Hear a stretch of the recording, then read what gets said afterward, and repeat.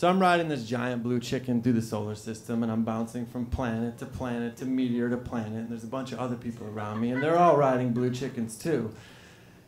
And we're daring each other, who can go closer to the sun without getting burnt? And every once in a while, a little chicken wing gets burnt, but who gives a fuck, because chickens can't fly anyway. Chickens are laughing, we're laughing, and at that moment I realized, about 2 hours ago, I had taken the best acid I had ever had. And so, in actuality, I'm at a festival. We're dancing in a field, and the people with chickens are actually just the people around me. We're still having a great time. My universal daydream gets shattered when this young, super sober young gentleman walks up to me, and he puts his hand on my shoulder, and he says, "You know we're on in 10 minutes, right?" That doesn't seem right to me.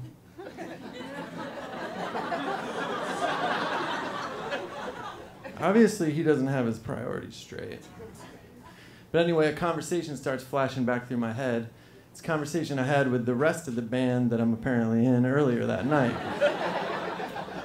See, we had taken acid before when we had played, and the normal formula that brought us success was to have all your gear set up, have your equipment ready to go.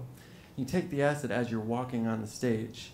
You have about 45 minutes before it kicks in. So you get warmed up, you get the feel for it, and you sink into it, and it works quite nicely.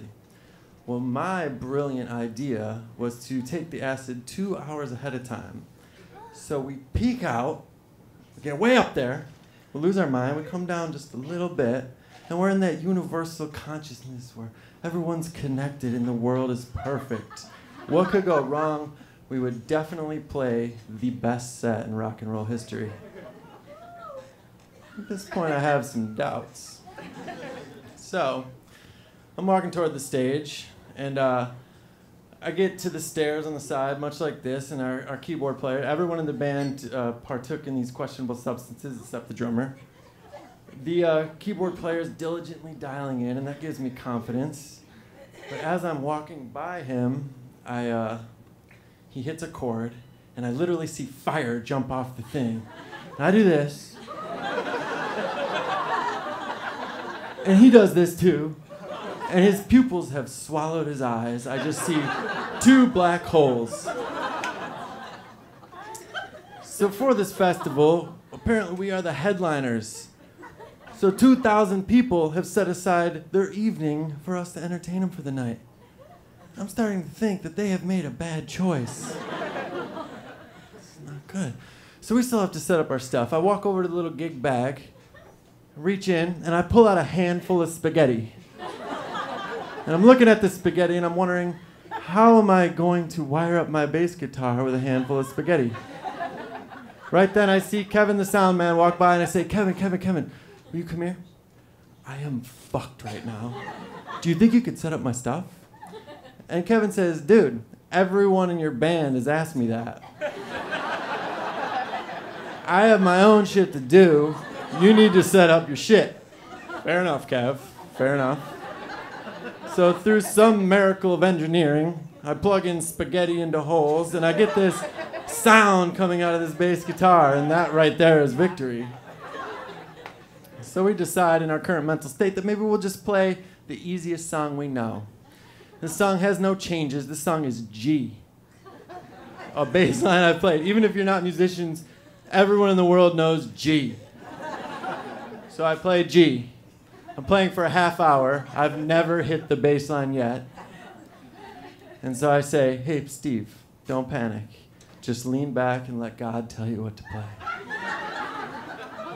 So God is like, dude, take that note out. That sucked. Take that note out. Pretty soon I'm not playing. But as I'm looking back, I notice these stars are amazing. It's like live time-lapse photography going on. The stars are swirling in the sky.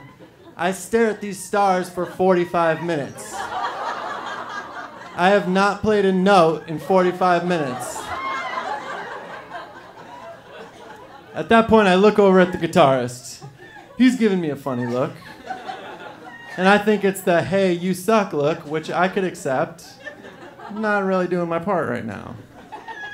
But he's kind of scared. And I look closer, and this dude is like a brains of the operation, musical genius, perfect pitch, taught me everything I know about songs in the whole world. So when he says, I can't tune my guitar, that's all I need to know. If he can't tune his guitar, I have no business playing a guitar. I take the guitar off, I put it in the middle of the stage, no stand, no nothing, it's going, I don't even unplug it, and I run away.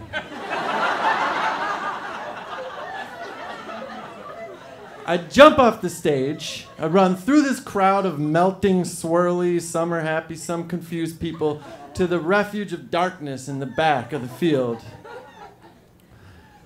For the rest of the eternity that was that acid trip, I contemplate.